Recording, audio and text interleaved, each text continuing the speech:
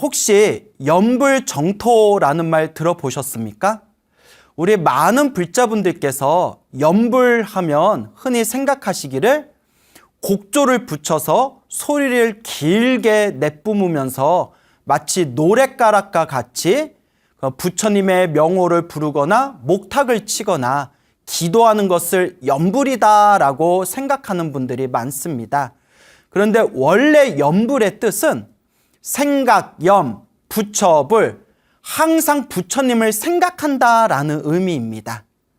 절에 있든 바깥에 있든 방에 있든 혹은 산에 있든 시장에 있든 차 안에 있든 누워 있든 서 있든 앉아 있든 혹은 걸어 다니든 항상 마음속으로 부처님과 보살님들을 생각마다 놓치지 않는 것, 항상 부처님의 명호를 생각하는 것을 바로 연불이라고 부릅니다. 그런데 옛날 우리 선지식들께서는 연불이라고 표현할 때 보통 연불의 가장 기본적인 원칙이 바로 나무 아미타 부처님을 생각하는 것이다 라고 표현을 하셨습니다. 그러니까 연불할 때 옛날 큰 스님들께서 보통 말씀하시는 연불은 생각마다 아미타 부처님을 생각하는 것, 생각마다 아미타 부처님을 놓치지 않는 것, 그것을 연불이라고 불렀습니다. 그래서 생각염 아미타 불, 생각마다 아미타 부처님을 늘 자기의 마음속에 떠오르는 것이 바로 연불이 되는 것입니다.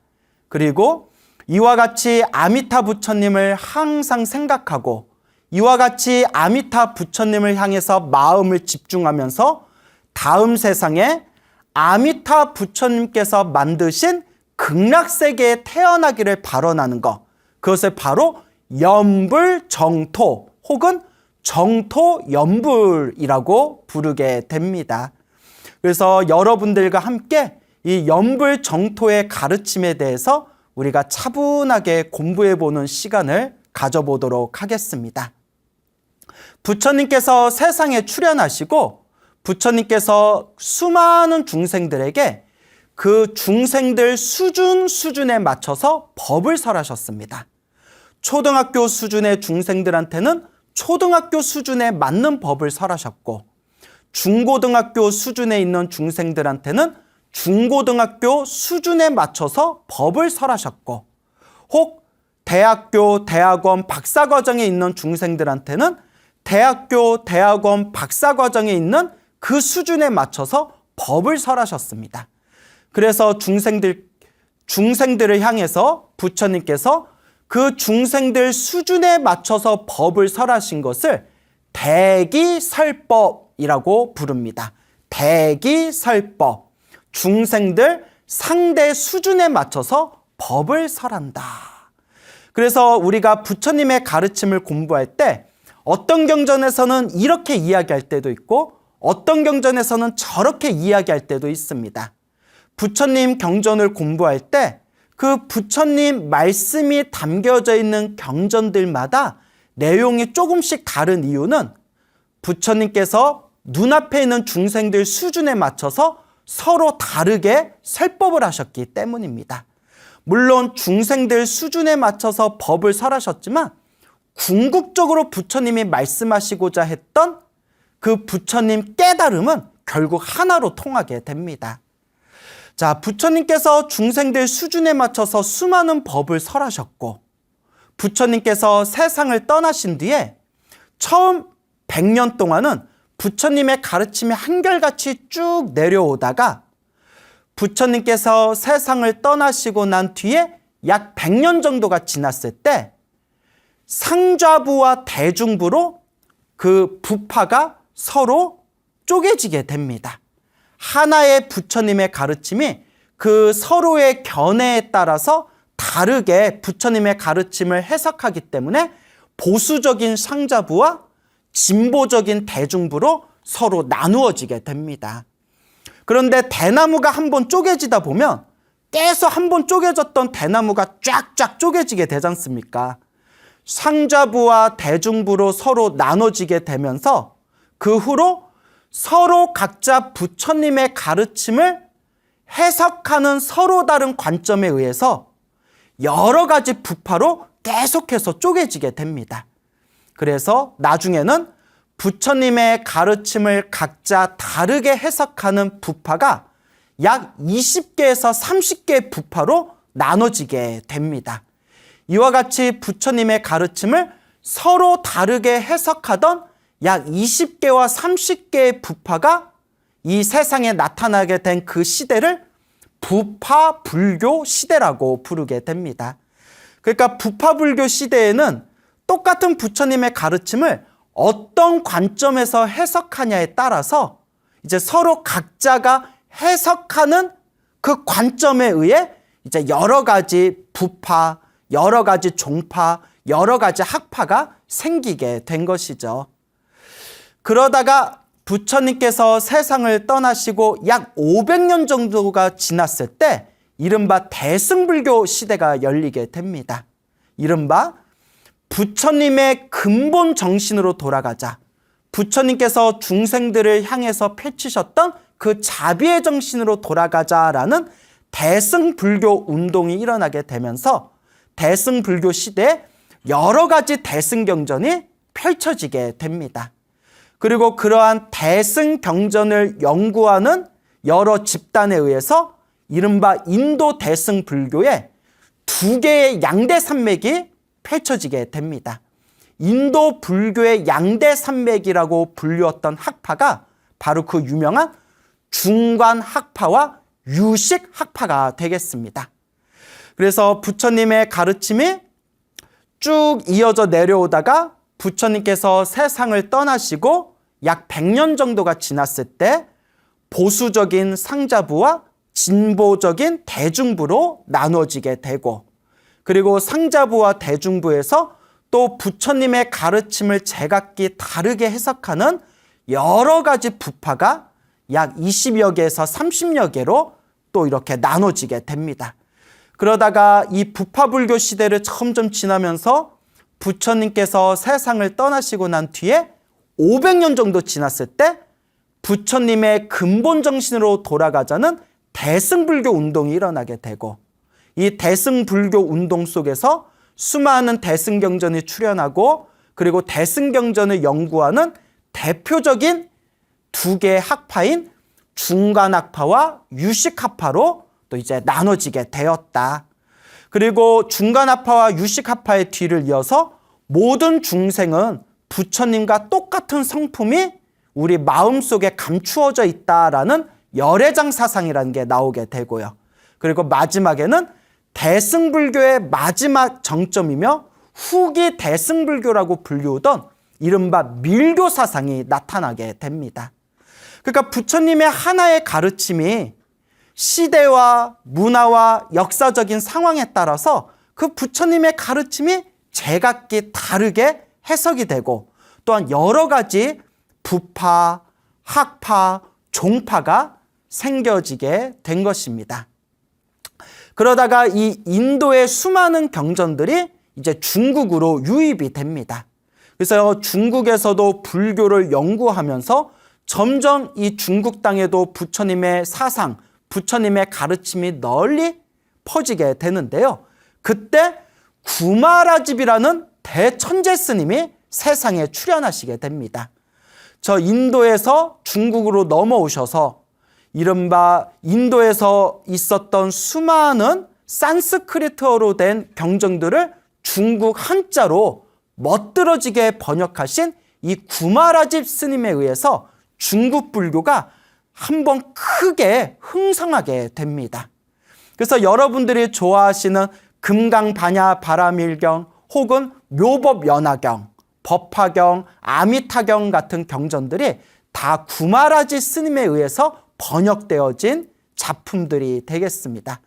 구마라집 이후로 또한 현장 스님이라는 또 큰 스님이 출현하시고, 현장 스님께서 인도 땅에 가셔서 직접 나란다 대학교에서 수많은 인도의 말로 된 경전들을 중국 당나라 땅으로 가져와 또한 오랫동안 번역을 하시면서 이 중국의 부처님의 소중한 가르침, 소중한 경전들을 널리 퍼뜨리게 됩니다.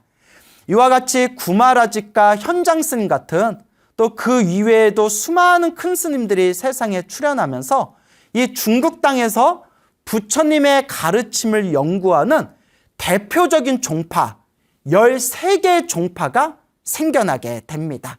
그래서 이른바 중국불교 13종파라고 불리게 됩니다.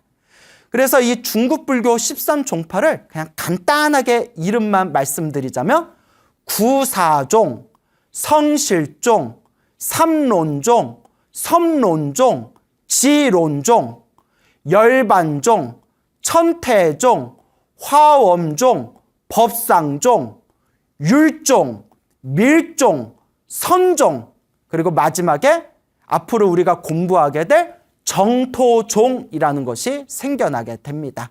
이른바 중국불교 13종파라고 불리우고 있습니다.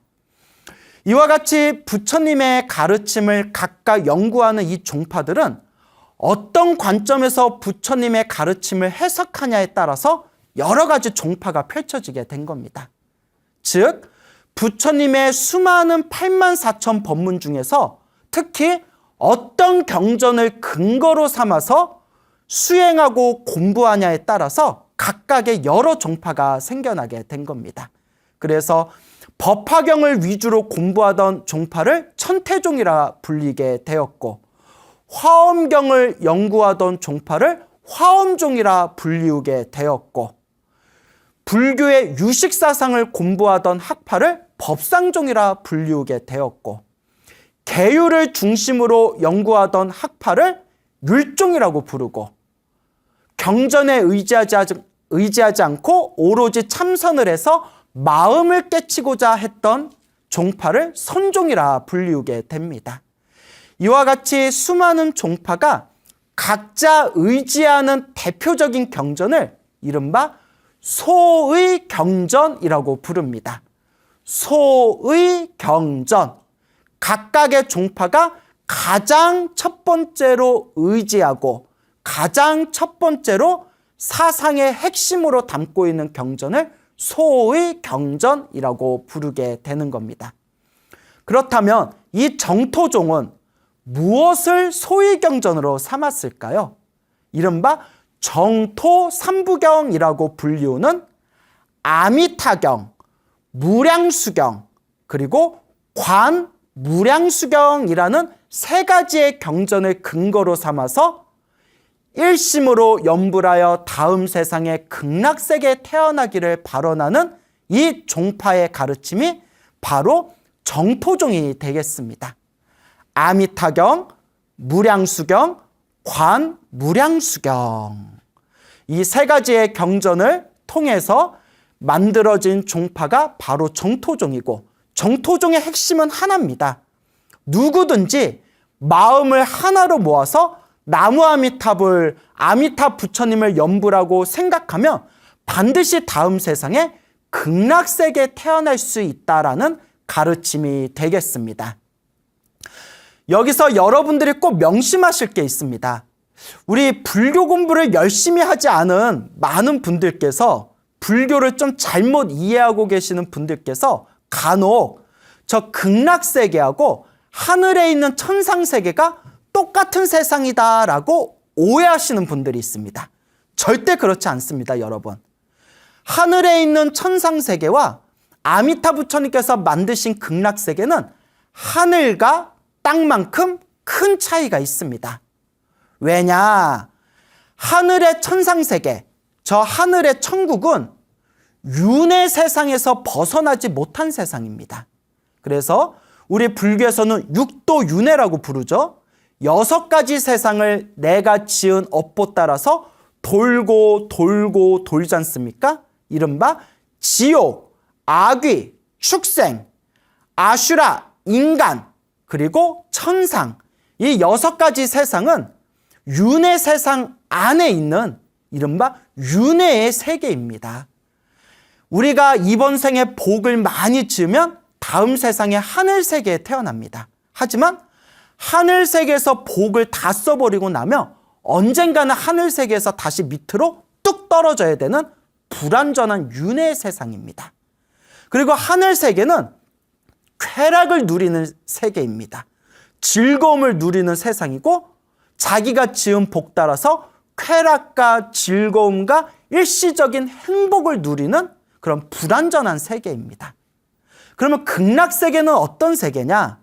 여러분, 극락세계는 하늘 세계와 같이 쾌락과 즐거움과 행복을 누리는 세상이 아닙니다. 물론 극락세계 할 때 극락의 뜻이 무슨 뜻이냐? 아무런 고통과 아무런 괴로움이 없는 오직 즐거움만 있는 세상이다 해서 극락이라고 부르게 됩니다. 다할 극, 즐거울 락, 최고의 즐거움을 누리는 세상입니다. 그런데 극락세계에서 누리는 최고의 즐거움은 먹고 자고 놀고 그러한 감각적인 즐거움을 누리는 세상이 아니라 바로 수행을 하고 깨달음을 얻는 세계가 바로 극락세계입니다. 극락세계는 윤회의 세상이 아닙니다. 이제 앞으로 여러분들이 연불정토사상을 공부하면서 하나하나 배우시게 되겠지만 아미타 부처님이 만드신 극락세계 딱 태어나는 순간 우리는 더 이상 윤회 세상에 떨어지질 않습니다. 이 극락세계에서 아미타 부처님과 관세음 보살님과 대세지 보살님을 스승으로 모시고 완벽한 조건과 완벽한 환경 속에서 오로지 깨달음을 위해서 공부하는 가장 완벽한 성불 학교가 바로 극락세계입니다.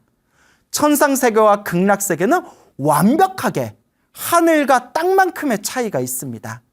그래서 불교 공부를 제대로 안 하신 분들께서 극락세계하고 청상세계를 혼동하는 경우가 있는데 청상세계는 윤회에서 벗어나지 못한 일시적인 쾌락을 누리는 세상이고요. 극락세계는 아미타 부처님과 수많은 보살님들을 스승으로 모시고 깨달음을 위해서 수행하고 공부하는 가장 완벽한 조건과 환경을 갖춘 성불 학교, 중생을 성불시키는 학교다라고 이해하시면 되겠습니다. 그래서 일심으로 일념으로 아미타 부처님을 항상 생각하고 이 아미타 부처님을 항상 염불해서 다음 세상에 성불 학교인 극락세계에 태어나고자 발언하는 가르침이 바로 정토종의 사상이 되겠습니다. 여러분들이 절에 다니시면서 여러분들이 사찰에 다니시면서 이 아미타 부처님 혹은 극락세계라는 이름을 많이 들어보셨을 겁니다. 그럼 대체 아미타 부처님은 어떤 분이실까요? 도대체 이 극락세계란 어떤 세계일까요? 제가 아까 말씀드린 정토종의 소위경전인 아미타경, 무량수경, 관무량수경에 이 아미타 부처님에 대한 이야기 그리고 극락세계에 대한 이야기가 굉장히 자세히 나옵니다.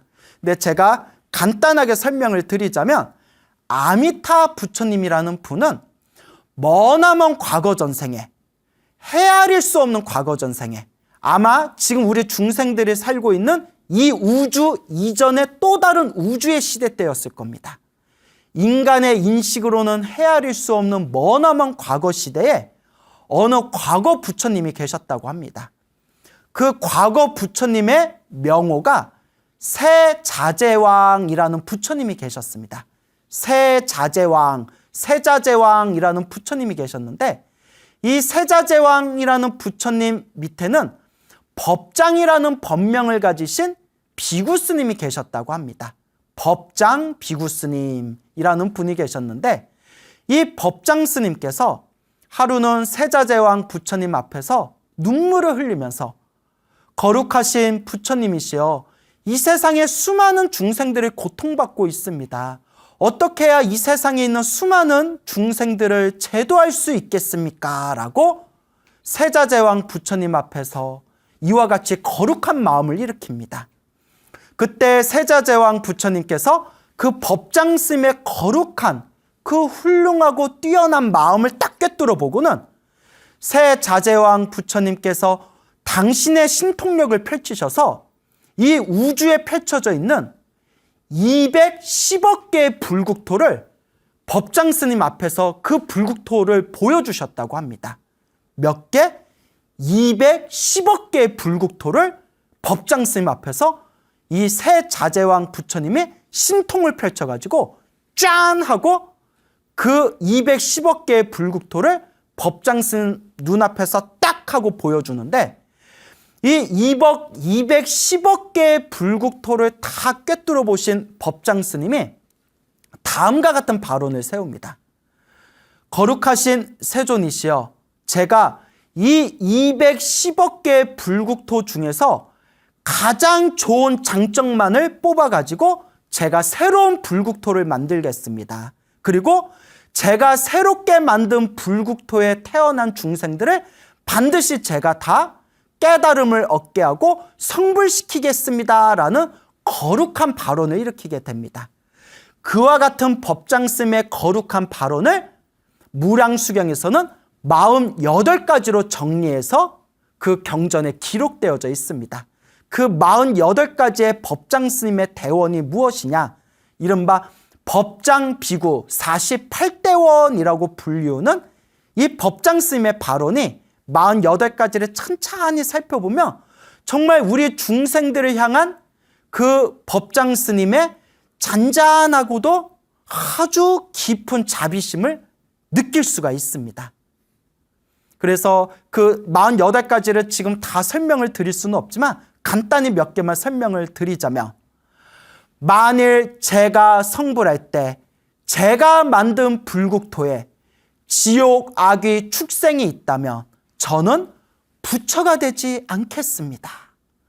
만일 제가 성불할 때 제가 만든 불국토에 살고 있는 중생들이 목숨이 다한 뒤에 다시 지옥, 악귀, 축생계에 떨어진다면 저는 부처가 되지 않겠습니다. 만일 제가 성불할 때 제가 만든 불국토에 살고 있는 중생들이 모두가 다 황금색이 아니라면 저는 부처가 되지 않겠습니다.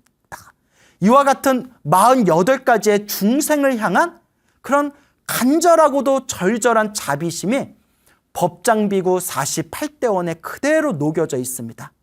그리고 이 법장 비구 스님께서 새 자제왕 열애 앞에서 48가지 대원을 세우시고, 그리고 억겁의 세월 동안 수많은 복덕과 지혜의 바라미를 완성하셔서 결국은 성불하게 됩니다.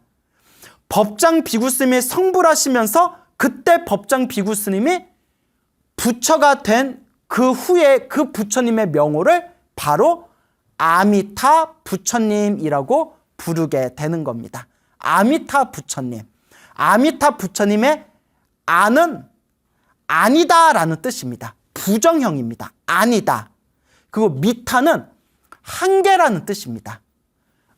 미타 하면 한계가 없다, 끝이 없다, 헤아릴 수가 없다라는 뜻입니다. 그래서 우리 불교 한자어로는 무량이라고 번역을 합니다. 없을 무, 헤아릴 량, 아미타, 무량, 헤아릴 수가 없다. 그래서 아미타 부처님께서는 헤아릴 수 없는 한계가 없는 광명과 헤아릴 수 없는 한계가 없는 수명을 가지고 있기 때문에 무량수, 무량광이라고 부르게 됩니다. 헤아릴 수 없는 수명과 헤아릴 수 없는 광명, 무량수, 무량광, 그분이 바로 아미타 부처님이시고, 아미타 부처님께서 법장 스님이었을 때 210억 개의 불국토를 다 꿰뚫어 보시고 그 210억 개의 불국토에서 가장 좋은 장점만 모아서 만드신 불국토의 세계가 바로 극락세계가 되겠습니다. 그래서 이 극락세계를 아미타 부처님의 정토, 아미탑을 정토라고 부르게 됩니다. 극락세계라고 하든 아미타 부처님 정토라고 하든 결국은 다 똑같은 이야기이죠. 이와 같이 아미타 부처님께서 모든 중생들을 제도하기 위해서 수행할 수 있는 가장 완벽한 성불학교, 극락세계를 만드시게 됩니다. 그리고 이 아미타 부처님의 극락세계는 그 대승불교에서 가장 중요하고 가장 주요한 위치를 차지하게 됩니다. 어떤 학자분께서 우리 팔만대장경에 있는 대승경전을 찬찬히 연구한 뒤에 다음과 같은 이야기를 했다고 합니다. 대승경전에 있는 3분의 2 이상이 모두 다 아미타 부처님 극락세계를 찬탄하는 내용들이 꼭 들어있다고 합니다. 대승경전, 그 수많은 대승경전에서 아미타 부처님을 찬탄하는 내용이 3분의 2 이상이 있다는 겁니다. 그리고 흔히 우리가 대승경전의 양대산맥이라고 불리우는 게 바로 묘법연화경과 대방광불 화엄경입니다. 묘법연화경, 줄여서 법화경에서도 이 경전을 일심으로 독송하는 불자는 반드시 목숨이 다한 뒤에 아미타 부처님 극락세계에 태어날 것이다 라고 분명히 법화경에 서술되어 있습니다. 그리고 대방광불 화엄경의 가장 핵심이 되는 품이 보현행원품이라고 합니다. 우리가 흔히 화엄경을 평생 연구하신 학자분들께서 항상 공통되게 하시는 말씀 중에 하나가 이 세상에 한문으로 번역된 화엄경이 60화엄경, 80화엄경, 40화엄경이 있는데 이 모든 화엄경의 가르침을 통틀어서 가장 중요한 가르침이 보현행원품에 들어있다라고 화엄학자들은 한결같이 말씀하십니다. 근데 여기서 중요한 게 있습니다. 보현행원품의 가장 마지막에 나오는 내용이 바로 목숨이 다한 뒤에 반드시 극락세계에 태어나서 아미타 부처님을 챙겨나왔고 아미타 부처님께 성불하리라라는 수기를 받아지이다라는 아미타 부처님 연불 정토의 가르침이 보현행원품의 마지막을 장식하고 있습니다. 그리고 우리 대승불교에 수많은 불보살님들이 계시지 않습니까? 대승불교를 대표하는 가장 유명한 보살님들이 누구일까요? 지혜를 상징하는 문수보살님과 실천을 상징하는 보현보살님을 대승의 보살님들 중에서도 가장 으뜸으로 삼습니다. 이른바 지혜 제일 문수보살, 그리고 실천 제일 보현보살. 실천 제일 보현보살을 대표하는 가장 유명한 가르침이 금방 말씀드린 보현행원품입니다. 보현행원품에서 보현보살이 분명히 다음과 같이 서원을 세웁니다.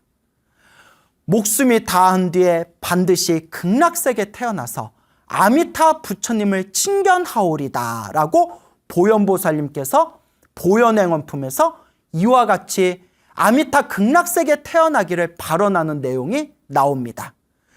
지혜 제일을 상징하시는 문수보살님의 문수사리 발언경이라는 경전이 있습니다. 문수사리 발언경에도 마지막에 문수보살님이 다음과 같이 발언하십니다. 목숨이 다한 뒤에 반드시 아미타 부처님 극락세계에 태어나서 아미타 부처님 친견하오리다.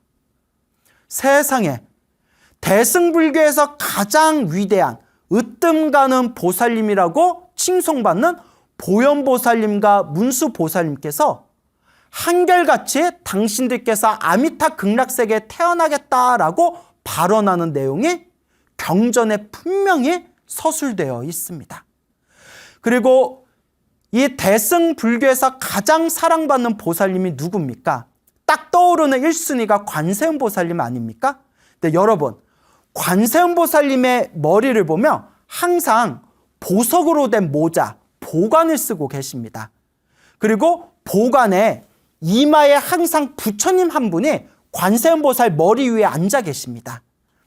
관세음보살님이 항상 머리에 이고 다니시는 부처님이 바로 누굴까요?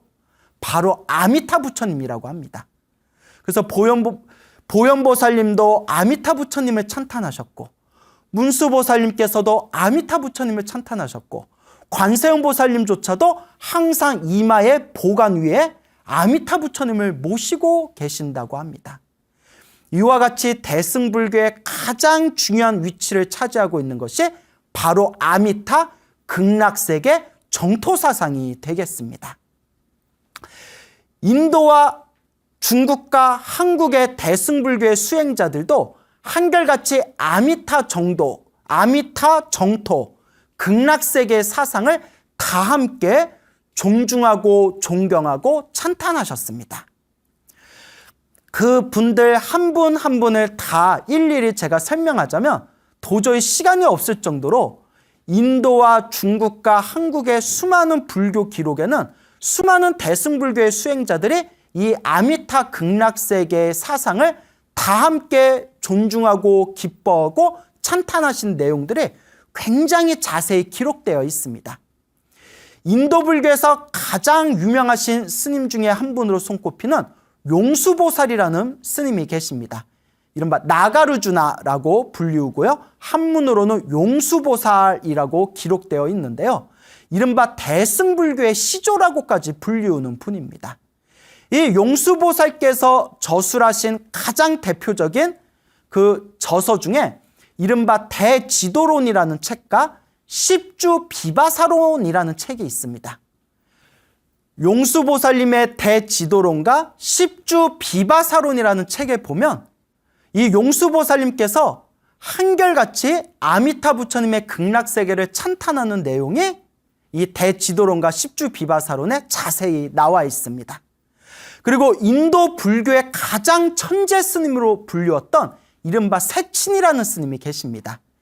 이 세친 스님께서도 당신의 저서인 왕생론이라는 책에 이 아미타 부처님과 극락세계에 대해서 한결같은 마음으로 찬탄하시고 한결같은 마음으로 중생들에게 아미타 극락세계 태어나라 라고 그렇게 추천하시는 내용이 왕생론에 아주 자세히 나옵니다.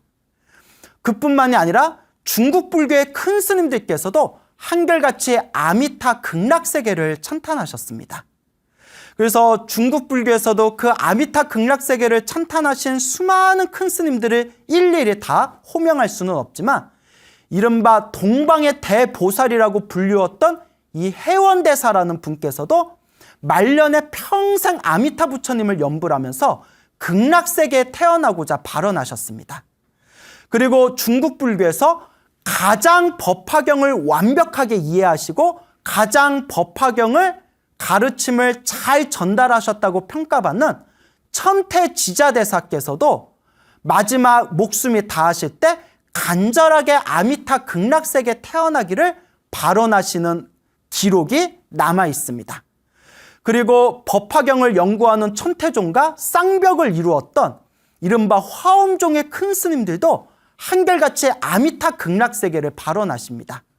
화엄종의 개조이신 일조 두순 대사께서도 평생 화엄경을 연구하면서 아미타 극락세계에 태어나기를 발언하셨고 또한 화엄종의 큰 스님이셨던 이른바 지엄스님, 지엄스님은 우리 신라 의상대사의 스승이 되시는 분입니다.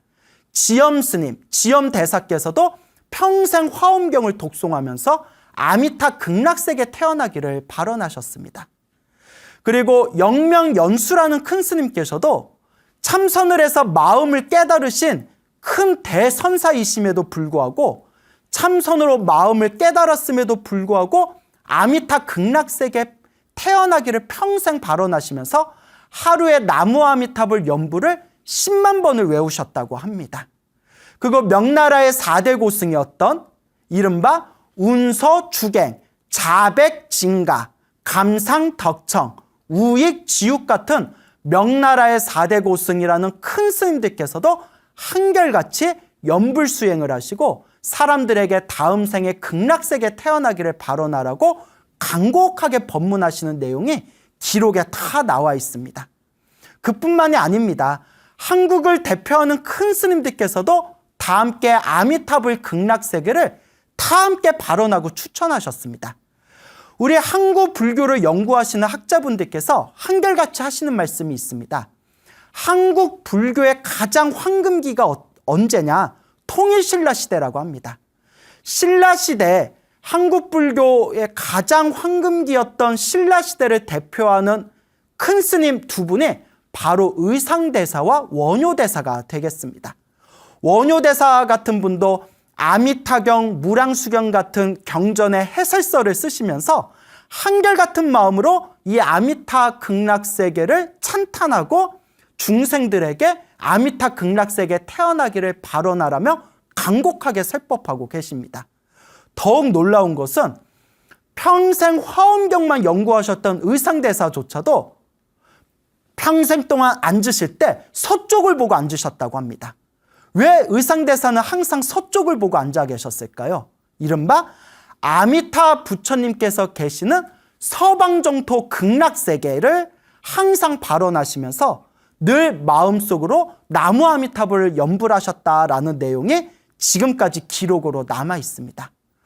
또한 조선시대 때 이른바 참선을 해서 깨달음을 얻으셨다는 조선시대 최고의 고승인 서산대사조차도 우리가 흔히 서산대사 하면 그냥 참선만 열심히 하신 스님으로 알고 있지 않습니까? 아닙니다.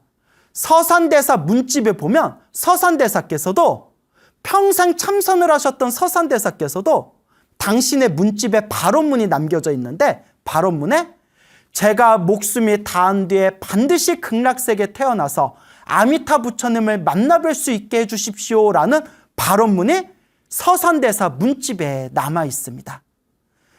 이와 같이 아미타 극락세계는 대승불교의 가장 중요한 사상이고 가르침이었다는 것을 오늘날까지 내려오는 수많은 견정과 논서와 수많은 기록 등을 통해서 우리가 찾아볼 수가 있습니다.